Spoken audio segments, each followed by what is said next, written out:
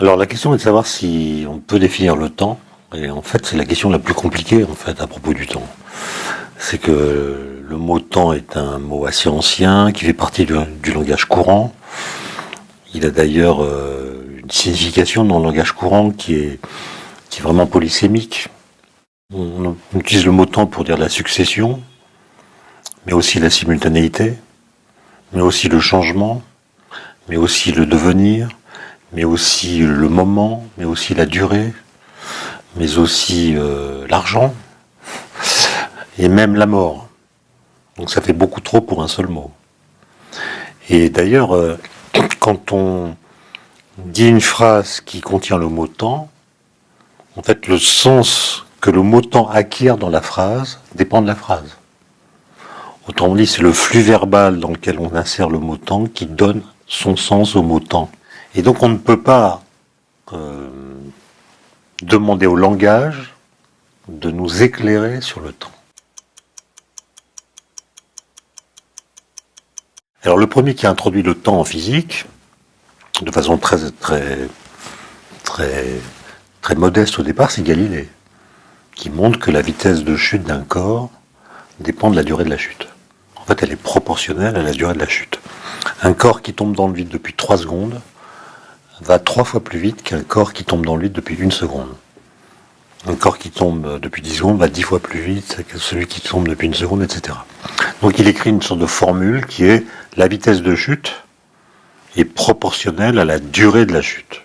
C'est la première fois que le temps comme paramètre intervient dans l'énoncé des lois physiques.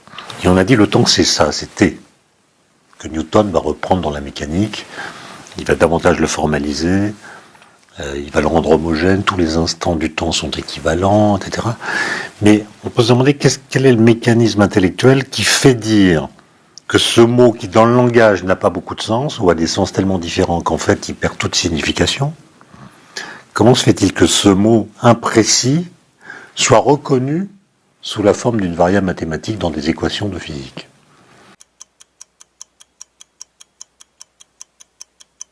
On voit des phénomènes biologiques qui ont des temporalités particulières, on dit tiens, il y a un temps biologique.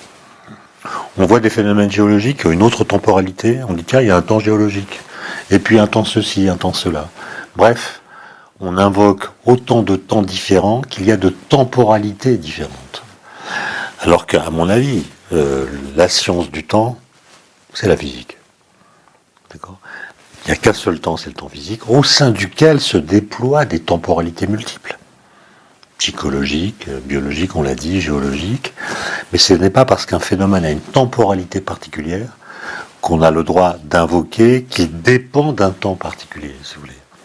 Et donc, vous voyez que la physique, elle a tendance à laisser le langage de côté, à donner des arguments critiques qui permettent ensuite de venir contester des expressions qui nous semblent aller de soi, mais qui en réalité, quand on s'arrête sur elles, sont toujours problématiques. Même quand je dis que le temps passe, bon, c'est une sorte d'évidence que le temps passe. Mais en même temps, est-ce que c'est vraiment vrai ? Si je pense que la fonction principale du temps, c'est de renouveler l'instant présent pour un observateur donné. Moi, je suis un observateur donné, et donc je suis toujours dans un présent. C'est jamais le même, mais il y a une sorte de renouvellement continu de l'instant présent. Dès qu'un instant présent apparaît, il est immédiatement remplacé par un autre instant présent qui a le même statut que lui. Et je peux dire le temps, c'est le moteur de ce renouvellement. Et ce renouvellement, il ne cesse jamais, puisqu'il y a toujours du présent qui est présent. Et donc, est-ce que j'ai le droit de dire que le temps passe ? Non. Le temps est toujours là à faire son travail de temps, qui est de renouveler pour moi l'instant présent.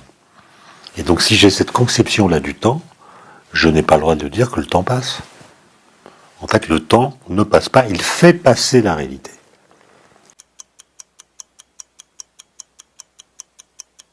Newton, dans sa mécanique, avec les Principia, défend l'idée que le temps ne change pas au cours du temps sa façon d'être le temps. Ce qui est une façon ambiguë de dire à la fois qu'il passe, puisqu'il y a un cours du temps, et en même temps qu'il ne passe pas parce qu'il est toujours le même.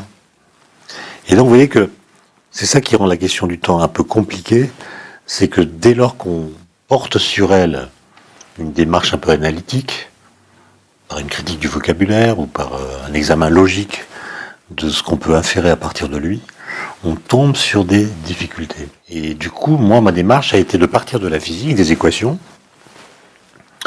qui sont pas les mêmes. La physique classique, c'est pas la même chose que la relativité, c'est pas la même chose que la mécanique quantique, c'est pas la même chose que la théorie quantique des champs. Et donc, quand vous parlez du temps en physicien, vous devez le faire toujours en invoquant le formalisme que vous avez utilisé pour dire ce qu'il est. Le temps de Newton n'est pas celui d'Einstein. Et donc, il n'y a pas un discours qu'on puisse produire qui soit un discours en lévitation, si vous voulez, qui soit le temps indépendamment des formalismes, le temps tel qu'en lui-même on peut le penser. Non, physicien, c'est pas un philosophe. C'est quelqu'un qui prend les équations, qui constate qu'elles sont efficaces, que d'autres ne le sont pas, mais en tout cas, il y a des théories physiques qui sont pour l'instant très efficaces, et qui essaie d'imaginer, s'agissant du temps, ce que les équations de la physique diraient du temps si elles pouvaient parler. Vous prenez les équations de Newton de la mécanique, vous savez l'équation qui dit que l'accélération d'un corps multiplié par sa masse est égale à la force qu'on lui applique. On a tous vu à peu près ça à l'école. Si on pouvait faire parler cette équation en lui disant qu'est-ce que c'est que le temps pour toi, est-ce qu'elle pourrait répondre? Est-ce que la notion de temps aurait un sens pour elle? Est-ce qu'elle penserait le temps indépendamment de l'espace? Chez Newton, sans doute que oui. Est-ce que ce temps sera homogène? Oui, puisque la description mathématique qu'on en fait l'est. Etc. Donc, vous voyez, dans un cas simple comme celui-là, on peut tout de suite voir que le temps newtonien est un temps qui n'est pas celui dont nous croyons faire l'expérience par le fait que nous vivons dans un temps qui est lui-même habillé de phénomènes temporels, une sorte de temps vécu, si vous voulez, qui nous paraît ressembler à ce qui se déroule en son sein. Le temps des physiciens est complètement indifférent à la perception que nous en avons.